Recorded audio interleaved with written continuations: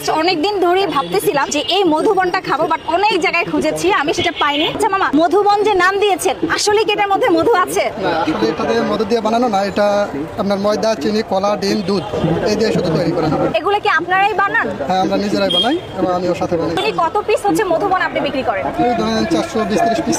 420 per piece কত করে? 20 টাকা করে, ছোটটা 15 টাকা করে, স্পেশাল যেটা ওইখানে ছোট বড়রও সিস্টেম আছে? হ্যাঁ। ছোটটা হচ্ছে 15 টাকা, বড়টা হচ্ছে 20 টাকা। এই যে উপরে কি কি দিয়েছেন একটু বলেন তো? এগুলো এনার্জি বিস্কিট এন্ড পাউডার দুধ, আর এটা কন্ডেন্স মিল্ক এবং মেয়নিজ দুধ আছে। আচ্ছা, আমার কথা হচ্ছে এটার নাম যদি হয় মধুবন, তাহলে এটার মধ্যে মধু কেন থাকে না মামা? সেটা আমি নিজে জানি না, কারণ আমাদের মহাজনে জানবে এই বিষয়ে, তার সাথে কথা আপনার বলতে হবে। মহাজনকে বলবেন যে এটার নাম দিয়েছেন মধুবন, আমাকে পাবলিক বলে এটার মধ্যে মধু কেন নাই, ঠিক আছে? এটার উপরে থ্যাংক ইউ মামা।